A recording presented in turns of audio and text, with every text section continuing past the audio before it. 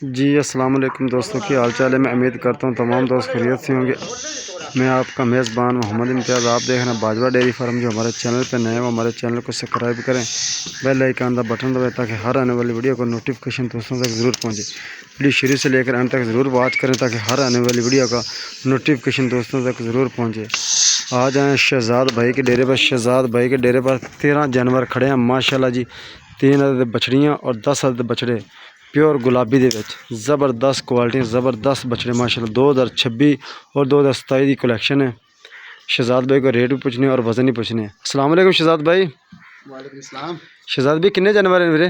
13 जानवर है, 3 बछड़ियां ते 10 बछड़े। की डिमांड कर रहे हो इन्हां दी? 2,20,000 पुट्ठे हिसाब नाल। फाइनल किस हिसाब नाल हो जाएंगे? ते फाइनल हो जाएंगे 1,90,000 पुट्ठे हिसाब। अगर कोई बंदा मौके ते आवे प्यार मोहब्बत करोगे? हाँ जी, प्यार मोहब्बत होगी। ये वीरे गुलाबी दे विच न? गुलाबी ब्लैक चोलस्तानी। ते इन्हां दा वज़न क्या आएगा वीरे? वजन 1.5 मन 2 मन। 1.5 मन 2 मन। अपना मोबाइल नंबर शेयर करना। 0320 हाँ जी 75 72 हाँ जी 561। 561 भैया का नंबर तो शेयर करता है। कोई दो लोग दो ही पूरी लाट उठावेगा, फुल प्यार मोहब्बत होगी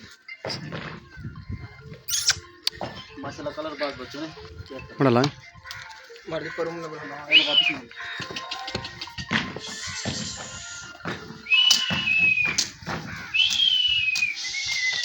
कौन जा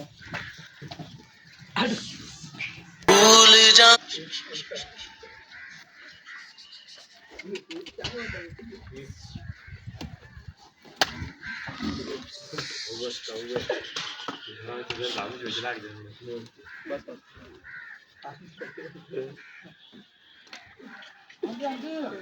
आजा भैया आजा, बंदा आजा आजा आजा आजा आजा आजा।